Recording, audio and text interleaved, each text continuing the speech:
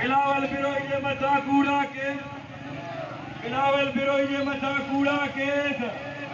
Shahdad coat में police और barrister Akhtar Jabbar Sheikh की ज़्यादतियों के खिलाफ शहीद भुट्टो की कॉल पर मुख्तलिफ सियासी समाजी तंजीमों के सैकड़ों अफराद ने हाथों में बैनर्स और प्ले कार्ड उठाए एहतजाजी मुजाहरा किया। मुजाहिरीन ने कोटो मोड़ो चौक पर धरना दिया।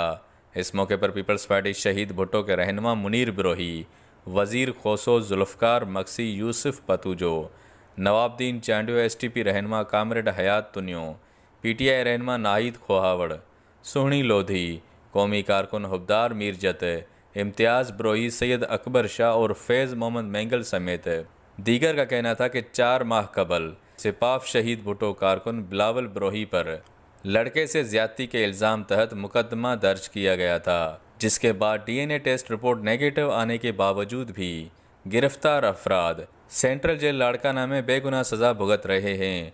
मुजाहिरीन ने शहीद भुट्टो कारकुन समेत तीनों अफराद की रिहाई का मुतालबा किया। बसूरत दीगर एहतजाज का दायरा वसी किया जाएगा।